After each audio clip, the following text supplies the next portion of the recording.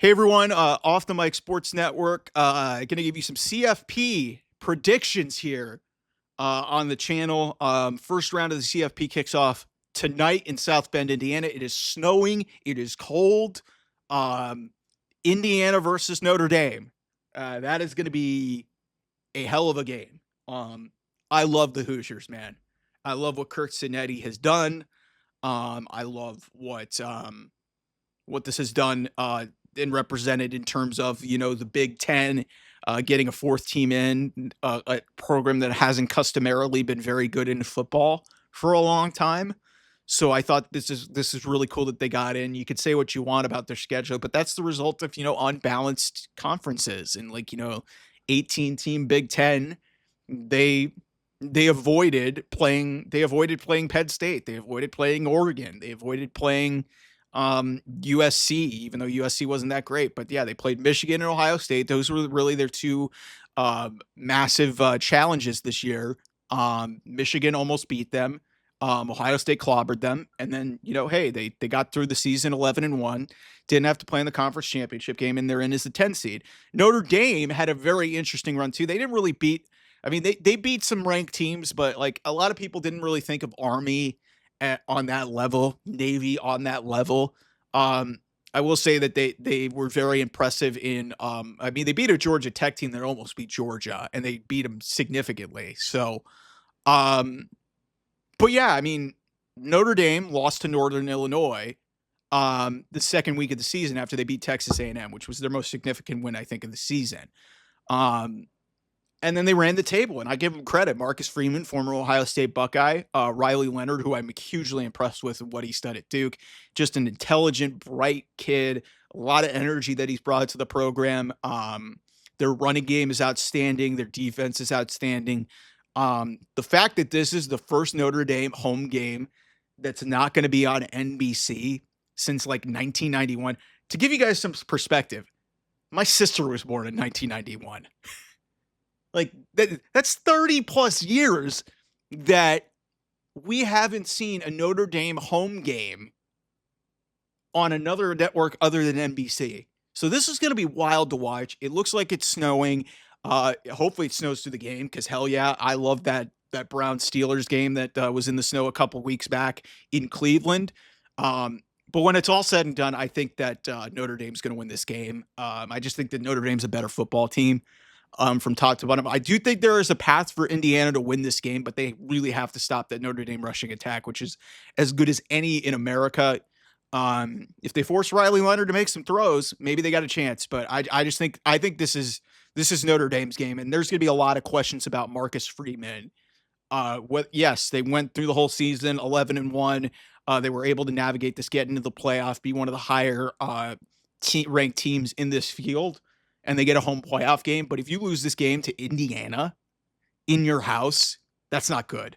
So all the pressure in the world is on Notre Dame, and I think they should win this game. Then we go to Saturday. SMU, last team into this thing as an at-large, number 11 seed in this tournament, going up against Penn State, number 6. They obviously fall back because of the 4 automatic qualifiers. But hey, they get a 6 seed. They get to host a home playoff game in Happy Valley. But this is a tricky spot for Penn State because notoriously James Franklin has not done well in these games where he's facing AP or CFP top 15 ranked teams. He's not very good in these spots.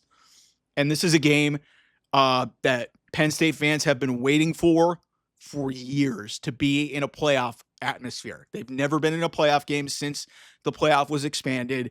It's been a while since they've had an opportunity to really play for a national championship. So all of the pressure is on Penn State in this game. And I think they will push through. Weather is going to be a factor.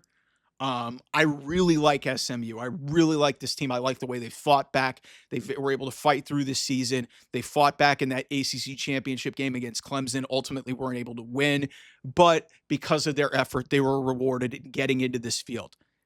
There's a lot for SMU to prove in this game. I just think Penn State with Tyler Warren and Drew Aller's obviously coming back. Yes, there's a little bit of a problem with Bo Prabula, who's not your typical backup quarterback.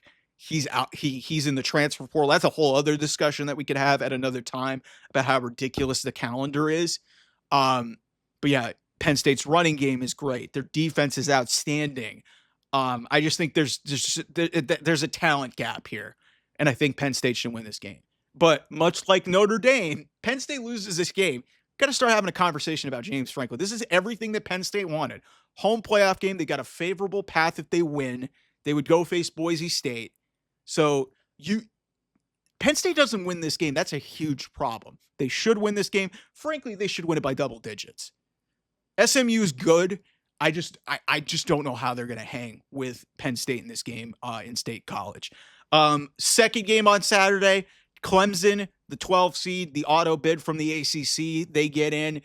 It's a 12-team playoff. They're the last team in, but hey, they had more losses, so that's the way the rankings were stacked up. But they face off against Texas.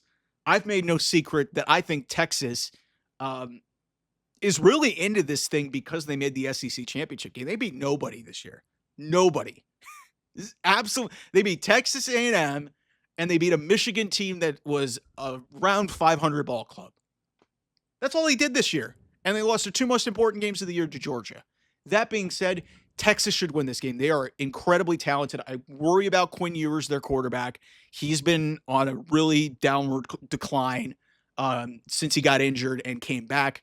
I could totally see an argument that if this doesn't go right, you see Arch Manning in this game, which would be a hell of a story. Texas is at home. They should win this game.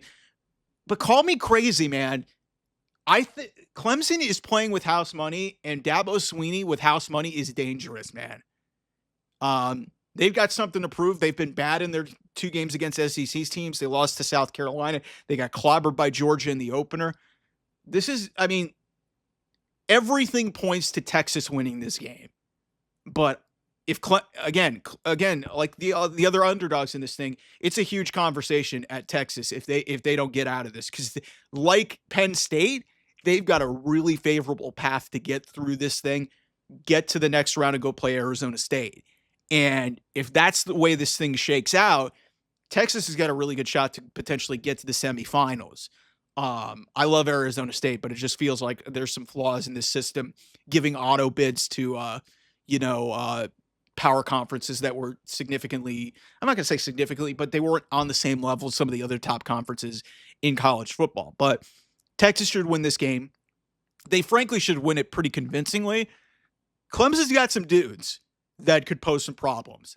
Cade Klubnik from the Texas area is going to have something to prove. I think he might have been recruited by Texas, but that'll be interesting to see how that shakes out. It should be a fun game. I do think that Texas should win this game. And then the big one on Saturday night, a ton of story coming into this thing. Tennessee playing in the shoe against Ohio State. Ohio State, their first game since that debacle against Michigan. My most watched video on this channel. Thank you all who watched that video about Ryan Day. This is a big game in so many different respects for Ohio State. All the pressure seems to be pointed at Ohio State. A lot of people are picking Tennessee because they're a very talented team. But here's the reality about Tennessee. Defensive line, very talented. Secondary, kind of questionable. Running game, outstanding. Dylan Sampson, one of the best running backs in America. But they got a freshman quarterback in Nico Iamaleava. And do I trust that against a pretty damn good Ohio State defense? And really what this comes down to, does Ohio State play scared? I think because of the opponent, that screwed them up against Michigan. It's more, Ryan Day's never going to admit this, Michigan's in his head. Michigan is absolutely in his head. So, and notoriously under Ryan Day, they've been really good after losses. Remember, they lost before the playoff to Michigan a couple years ago, almost beat Georgia in the Peach Bowl. They lost when they couldn't make a kick at the stroke of midnight. Heading into a new year, Georgia wins another national championship. They were able to they're able to persevere. Like they came off the Oregon loss and were able to press on through most of the season. The Oregon loss, this was in 2021, not the Oregon loss this year. But yeah, even the Oregon loss this year, they were able to press forward and get to a point where, hey, yeah, they lost the game at the end of the year to Michigan, but hey, they're still in a position to be in the playoff. Tennessee's very good, and Tennessee's going to pose some problems. This is going to be a really competitive game. But I think Ohio State, it's really hard for me to believe that Ohio State is going to lose 2 games in a row. I know there are some crazy people in Columbus who are just hoping that they lose this game so they can fire Ryan Day. Maybe that happens.